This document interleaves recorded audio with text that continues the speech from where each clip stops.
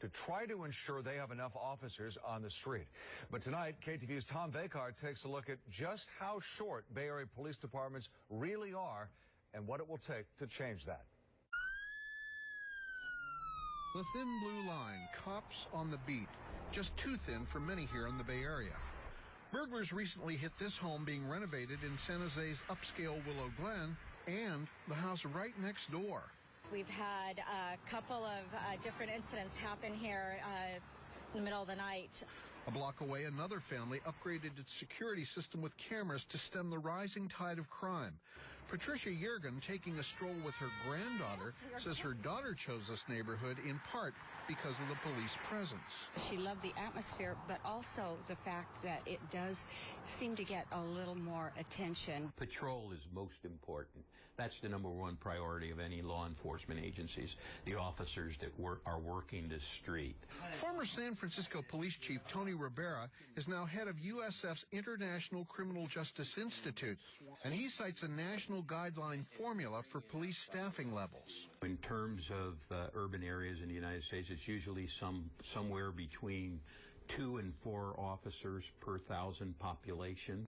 Under the minimum guideline of 2 patrol cops for each 1,000 residents, 2 investigates found San Francisco with 1,600 patrol officers is just 2% under the guideline. But Oakland's 647 patrol cops leave it 24% below the guideline. Even worse, San Jose, a whopping 117% short of its minimum guideline. You can't do more with less over a long period of time. It's just not realistic.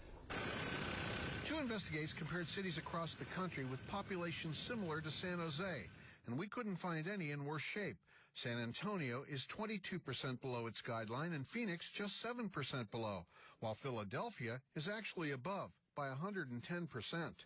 There's no magic equation about how many police per how many citizens. It's really a question of the economy. Oakland community activist Joel Hamburger has been a crime victim.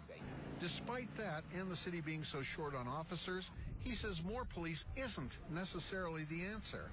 What we should be demanding is economic development for the entire city, and then you won't need more police if people have opportunity. Any way you slice it, it comes down to dollars. Dollars Grandma Patricia Yergin says are worth spending. People have to understand that, funds, taxes, and things support these guys, and we need that. Another major challenge, keeping trained officers from leaving the force for better pay or cheaper, safer places to live. Tom Vakar, KTVU, Channel 2 News. And more details now. San Francisco is below recommended staffing levels by about 2%, but it comes closest to the minimum staffing guidelines. Here's how the SFPD compares to other cities with similar populations. Jacksonville, Florida, and Indianapolis, Indiana fall 9% below the guidelines, but Austin, Texas comes in at about 6% above, and Columbus, Ohio is 14% above. Send us your story